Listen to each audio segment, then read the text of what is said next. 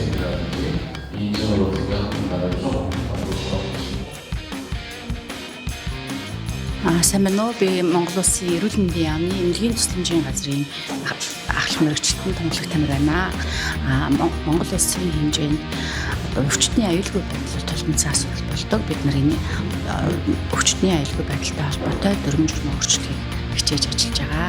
Тэгэхээр энэ бидний сургуулийн хөтөлбөрт өвчтний аюулгүй байдал тусламжийн чанарыг сайжруулах, за эрүүл мэндийн байгууллагын магадгүй итгэмжлэлийн тогтолцооны талаар хөтөлбөрөд орсон байна. Энд их баяртай байгаа.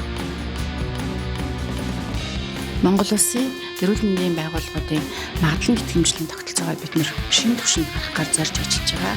Магадлан итгэмжлэлийн тогтолцоогоо төрийн бус байгууллага нийгэмлэг холбоотойгоо хамтран ажиллах ийм хэлбэр чиглүүлэх гэж байгаа. Яг энэ цаг үед энэ сургалтанд хамрагдаж байгаа баяртай байна.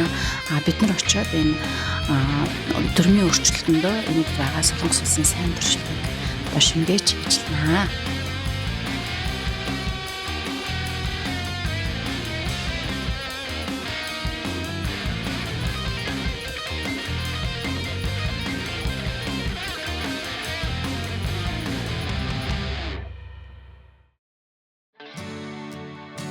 За намайг Алтан цэцэг гэдэг. Би эрүүл мэндийн хөгжлийн төвийн тусламж үйлчилгээний чанар магадлан итгэмжлэлийн албаны дараагаар ажилладаг. За тэгээ бид нар энэ удаад яг Монгол Улсын магадлан итгэмжлэлийн тогтолцоог яг шинжлэх яг юм цаг үед бид нар яг хэрэгцээтэй мэдээлэлээ энэ хоногудад мундаг багшнуудаас бас асуулт хариулт асууж хэрэгцээтэй бүх мэдээлэл бас олж авсан. Тэгээ эндээс олж авсан, сургалтнаас олж авсан энэ одоо үйл ажиллагаануудаа бид нар Монголд очиод өөрийнхөө яг энэ магадлан итгэмжлэлийн тогтолцоонд бас нэвтрүүлэн ажиллах ийм зорилт тавьсан байна.